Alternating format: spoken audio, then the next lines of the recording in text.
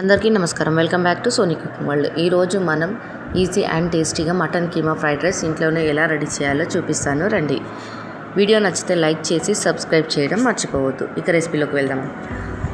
కీమాని ఇలా శుభ్రంగా కడుక్కొని పక్కన పెట్టుకొని స్టవ్ పైన పెనం పెట్టుకొని పెనం హీట్ అయ్యాక ఆయిల్, జీలకర్ర, ఆవాలు వేసుకుని తర్వాత ఆనియన్స్, ఎల్లిపాయ, క్యారెట్, కరివేపాకు కూడా వేసుకొని ఒకసారి కలుపుకోవాలి. ఇవి ఫ్రై అయ్యాక పసుపు, అల్లం ఎల్లిగడ్డ వేసుకొని ఒకసారి కలుపుకోవాలి. అల్లం ఎల్లిగడ్డ పచ్చివాసన పోయేంత వరకు కలుపుకొని తర్వాత మనం క్లీన్ చేసి పెట్టుకున్న కీమాను కూడా వేసుకొని ఒకసారి కలుపుకోవాలి.